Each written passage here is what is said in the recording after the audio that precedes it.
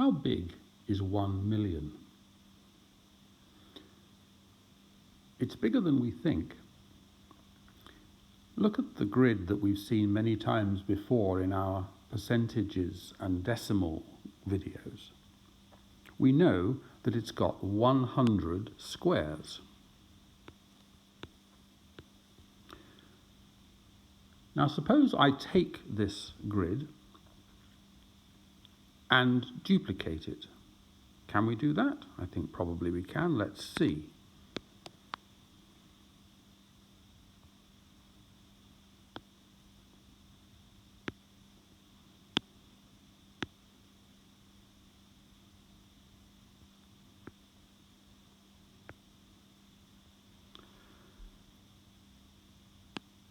Now suppose that I take the left-hand grid and I shrink it right down until it's the same size as the grids on the right-hand side, if I can do that.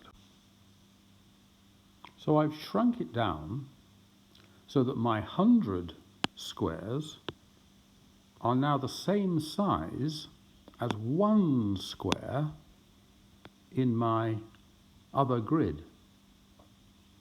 So if I now replace the blue square with my grid of 100 squares, I will have 100 squares,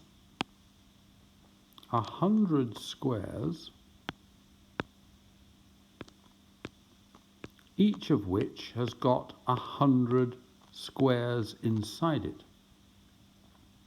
So by the time I've filled up my new grid, I will have 100 times 100, which is 10,000 squares. We can't remember how many zeros we've got. 1, 2, 3, 4. 1, 2, 3, 4.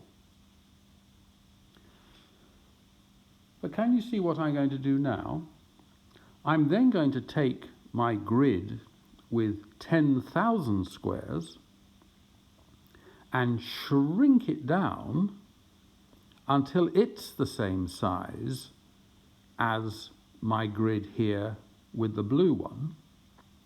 And then I'm going to put in a new grid where I have 100 squares, every one of which is 10,000 original squares, every one of which is like this grid with 100 in each of its 100 squares. And how many is that?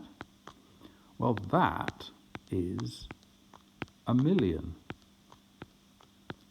Because we've got 1, 2, 3, 4, 5, 6 zeros, and we've got 6 zeros here. So 1 million is 100 times 100 times 100. A grid of 100 squares with every square in it having 10,000 squares, and every one of the 100 squares in those 10,000 squares having 100 of our original squares. 1 million is a big number.